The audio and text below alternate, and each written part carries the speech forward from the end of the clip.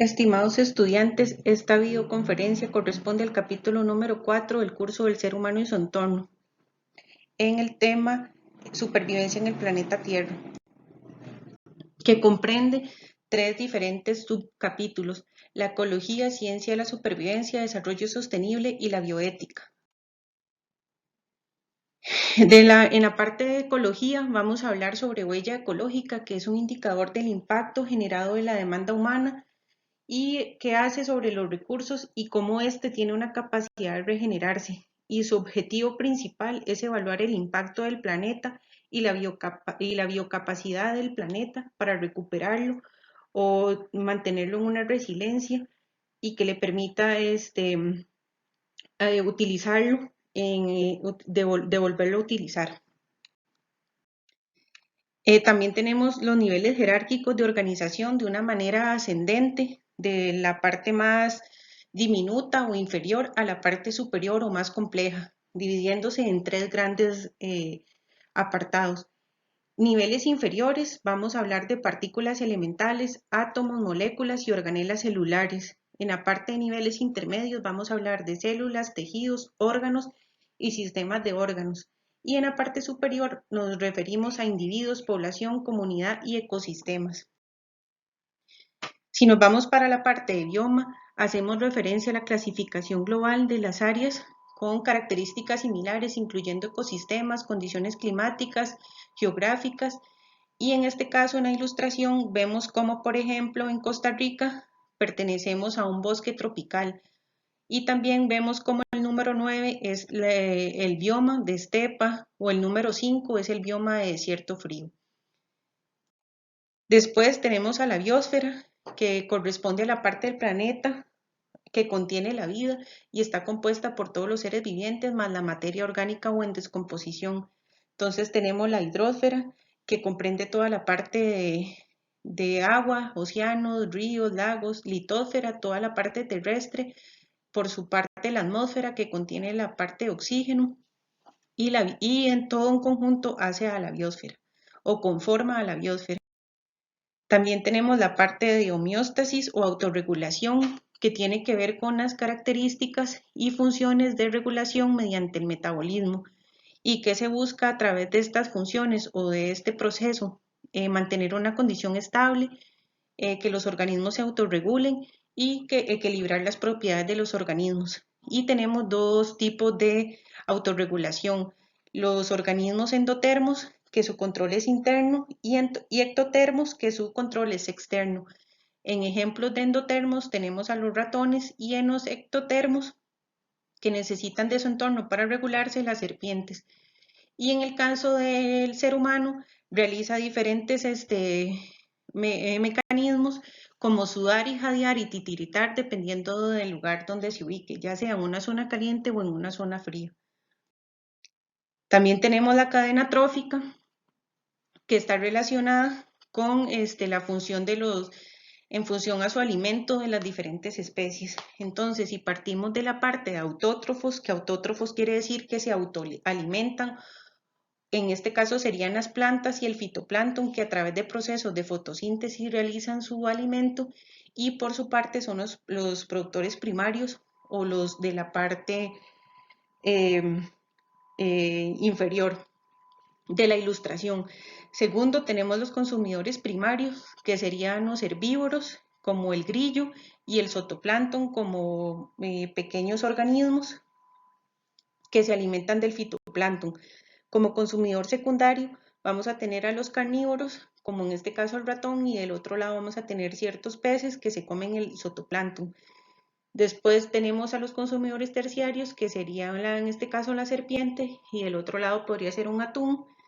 Y en el consumidor número 4 vamos a tener un águila, y por la parte marina vamos a tener una ballena. Entonces vamos a dividir estos productores en estos 2 grandes rangos: en productores, que serían los autótrofos en la parte inferior de la ilustración, y los heterótrofos o consumidores son los que dependen de otro organismo para hacer su función de alimento.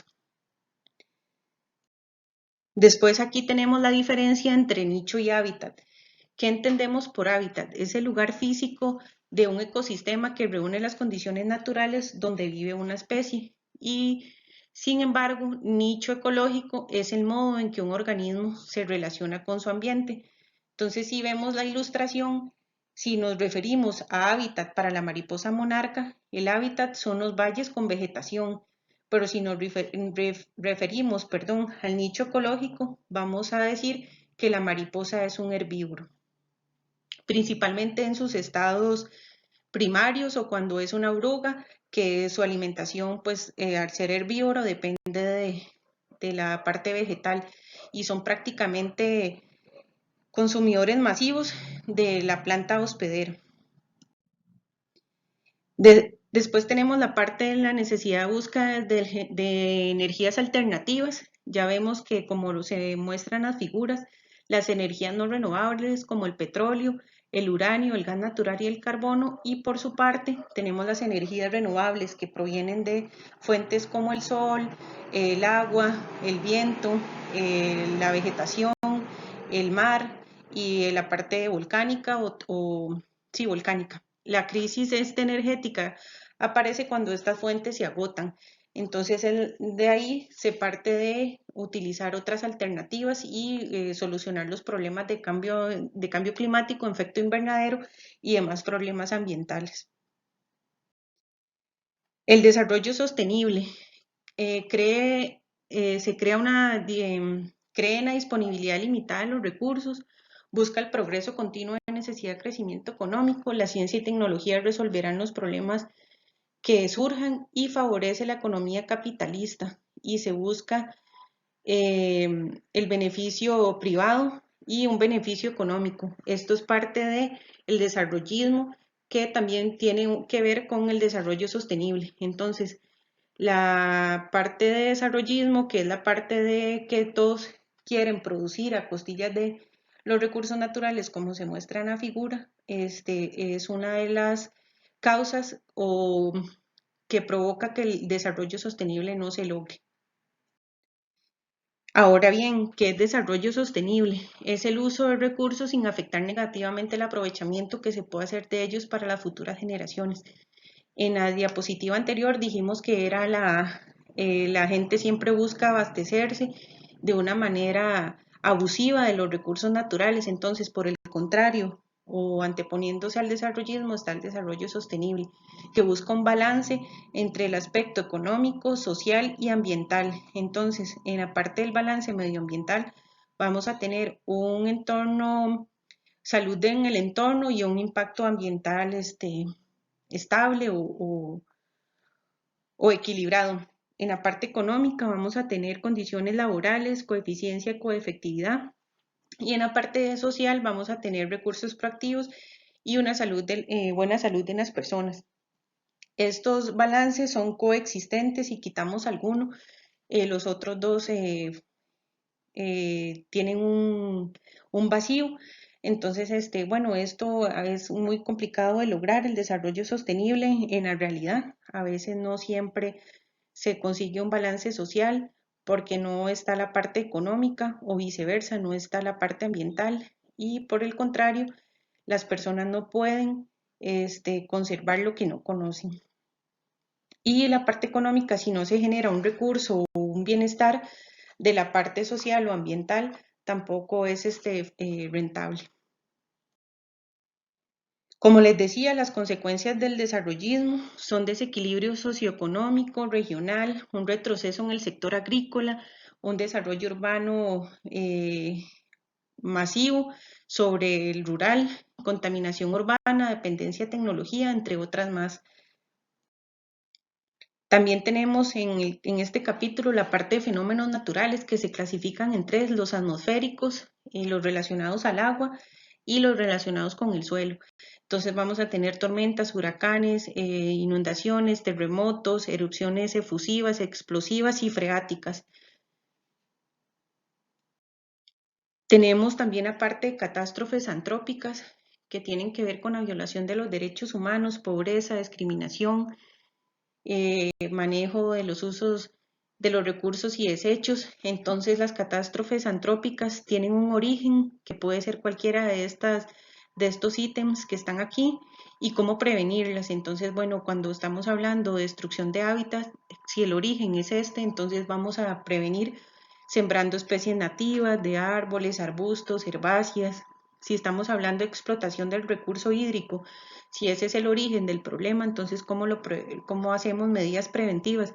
Haciendo un uso racional del recurso, evitando el desperdicio.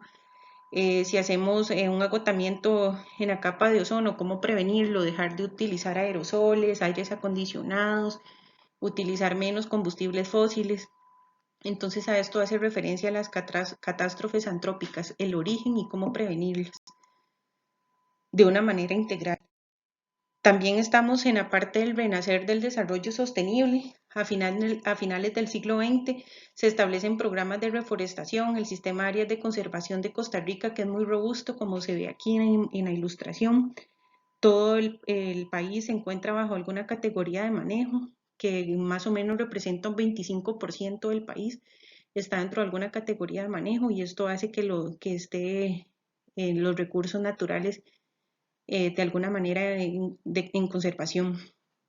Y por su parte también está el ecoturismo, entonces que representa la mayor fuente de divisas en el país y unido a todo esto la parte de educación ambiental, que entonces a través de programas de reforestación, como se ve en la ilustración, cómo impactamos a los niños y a las escuelas y colegios para que a través de programas de educación ambiental con temas forestales y especies nativas y interacción planta-polinizador y demás, puedan estar presentes en la escuela y generar un tipo de conciencia ambiental y ser replicado en sus comunidades y posteriormente en sus barrios, país, etcétera. Entonces eso es parte de lo que se logra o lo que se intenta lograr con el renacer del desarrollo sostenible. ¿Qué es la bioética? Es la rama de la ética que se dedica a promover los principios para la conducta correcta humana respecto a la vida, tanto humana como la no humana. Es una rama de la filosofía y abarca los estudios de la moral, la virtud, la felicidad y el buen vivir. Tiene 5 principios, el de autonomía, beneficencia, maleficencia, justicia y propiedad. ¿Cuáles son los usos de la bioética? Actualmente los usos que se le da a la bioética es en la fabricación o desarrollo de medicamentos, fármacos novedosos, estudios genéticos para la búsqueda de curas de enfermedades, manipulación del genoma humano, la utilización de huellas genéticas para determinar asesinatos, violaciones, entre otros. Entonces también se utiliza para el genoma humano y esto tiene que ver que en algunos países la legislación varía y algunos tienen restricciones y otros experimentación. Entonces, ¿qué problema? Es un problema ético más que judicial o legislativo. Conocer las características genéticas de una persona lleva riesgos, predicción de enfermedades, también tiene sus pros y tiene sus contras. Va contra lo ético, pero al mismo tiempo ayuda en la prevención de enfermedades, busca la descendencia perfecta, condiciones de vida de las personas y regular así también la imaginación de tanto en la parte religiosa, que sí tiene bastante impacto esto, y también en la parte estética. Entonces, como les digo, tiene sus pros y sus contras y tiene que ver mucho este tema del genoma humano con la parte ética.